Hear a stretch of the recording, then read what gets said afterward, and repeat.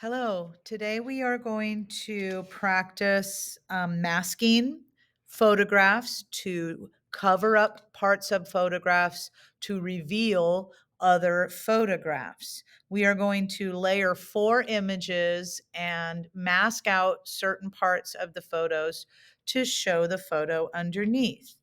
One of the important things that we will learn while doing this is the importance of layer order. That because I have my stop sign on the top of this list, it is also on the top of the photos. If I want my T-Rex to be behind the mission, then it needs to be under the mission. So let me put it back. I have a picture of a stop sign that I removed the stop sign, and then I put a picture of the mission and removed the background on the mission. I also removed one of the windows here and put a tiny picture of my son who graduated last year. That's his graduation picture there. But I thought it was too tiny. So what I did is I have another one in here that I want to reveal. There's another picture of him behind this dinosaur's mouth. When I click on this little eyeball right here, this eyeball is your friend. There will be times when you have so much going on that you need to hide things. Let me just hide everything except for that picture of my son at graduation last year that I want to be inside of the old T-Rex's mouth.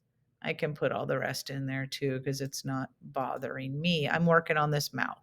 So let me zoom in on there. One of the main things we're going to be doing is using selection tools.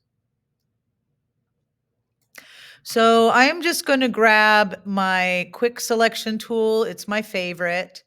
And I put it there and it is picking up those teeth and I don't want it to. I can up here click on this key, which now has me subtracting from the selection whenever I mark over it.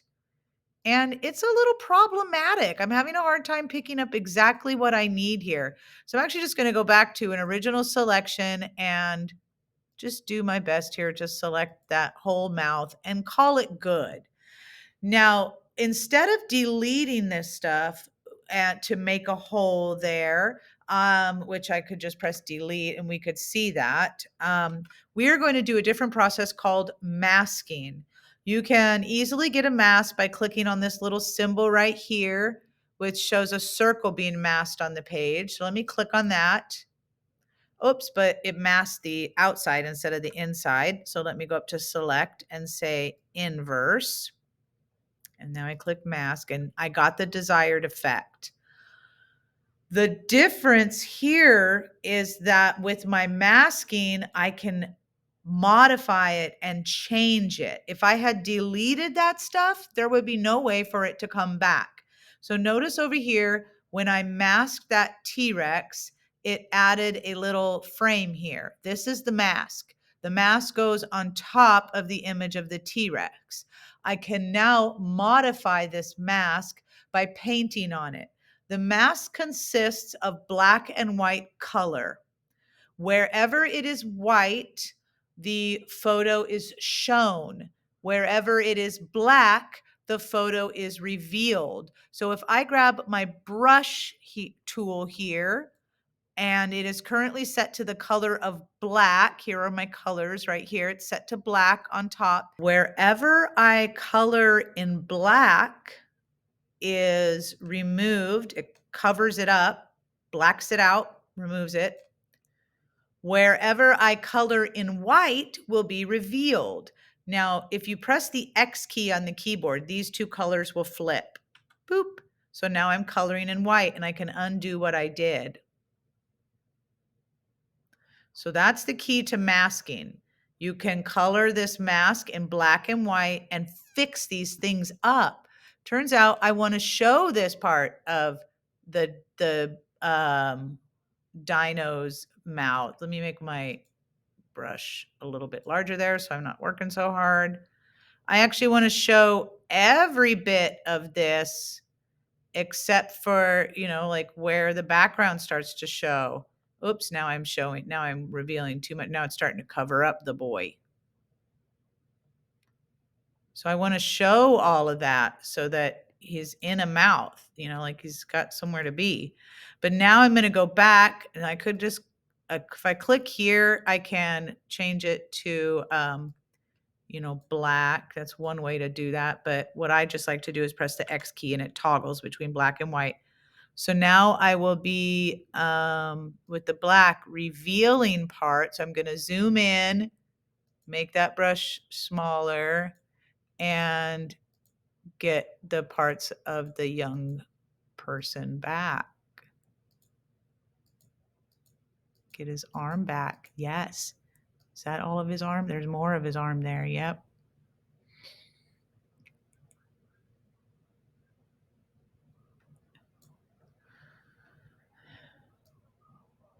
Oh, get the graduation cap. This is a graduate.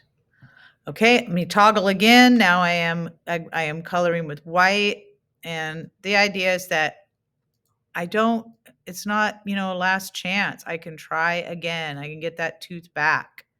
The information is still there.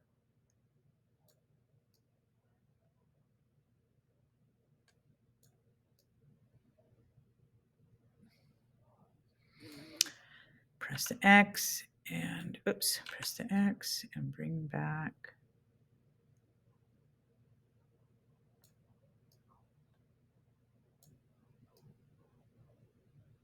Press the X and get rid of. Oh, where's his forehead? There we go. Oh, delicious dinner for the T-Rex. All right. Well, that is pretty cleaned up. Get rid of T-Rex there. Put him back.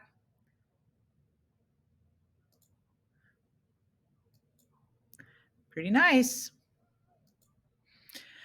All right. So the other thing I want to do here is show you a few other ways to clean things up. If I zoom in on these leaves right here,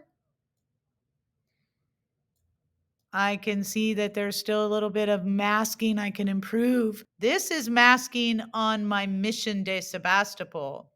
So I want to grab that layer and make sure that I grab the masking layer, which is the little black and white icon over here. If I grab the picture of the Mission of Sebastopol and start doing little brush strokes on it, oh my gosh, guess what? I'm actually coloring on the image. You can maybe even see it getting really dark over there on the left on this image. Well, let me undo that. That's not what I wanted to do. I need to have the mask selected. So now what I'm going to do is cover up some more parts here, but I'll need black to do that. So I press the X key and make it black, and then I could do this and that looks pretty good, but that's actually a lot of work. What I'm going to do instead is go over here and grab the magic wand tool. Well, this is the one that selects things of a certain color. And I am going to click on on this like white box there. Uh-oh, it selected stuff over here and I don't want that. So I have to click contiguous and undo that. Contiguous means it's only going to select parts that are actually touching each other. So then I can click on this and it will add pieces and I can go through here and just, click on these. Oh, I didn't want the green part. Undo. I have to zoom in a little bit more. Okay, so there's a part there, and then I'm adding that part, and I'm adding that. Now, that's too much. All right, so just to show you what I'm talking about here, you can then take a paint bucket tool and fill that in with the black. And now that's another way of masking that could be more powerful. And then the last thing I'm going to show you as far as masking goes is over here. You'll notice that when I did the polygonal lasso tool to mask the stop sign, which we can see really clearly when everything else is hidden, when I got to the end of my octagon and pressed enter, I didn't realize that I guess I had made another line here, so it connected between there. But I can fix that by grabbing the mask, taking that polygonal lasso tool and going from this point, You know what? Actually, I think I'll go up to there because I noticed there was a little bit of red there too. And then back to there and then press enter to close it off. Grab that paint bucket tool and fill that guy in as black. And now I just improved that. So that's the big idea behind using masks. When you use masks, you can go back and fix things up. Like, look, if I look at my tiny son here, I can go and zoom in on him and I'm going to make some improvements here. So let me just, that is a mask on the Mission de Sebastopol. That's what I'm calling it. It's just that church down the street on the corner. I have my brush.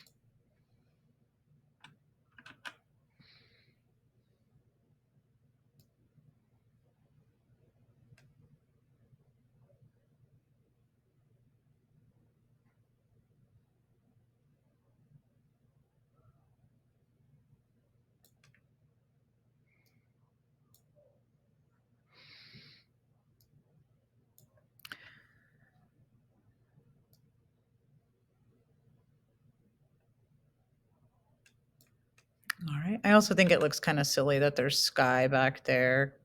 So I'm going to reveal more of the building. So a combination of revealing parts and hiding parts gives me a much better image up there. Okay, the last thing I want to do with this image is I want to select this layer, the Mission de Sebastopol layer, the actual image, and it seems like its coloring is a little off to me relative to the other images. So I'm going to fiddle with its brightness.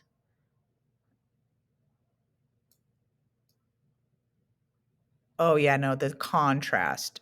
Cranking up the contrast makes it match a lot better. I don't even know if it was the brightness so much as it was just the contrast. So to me, that seems to match a lot better. And that's really all I would have for this. That looks lovely. So yeah, make something like that. Should be fun. Have fun with it.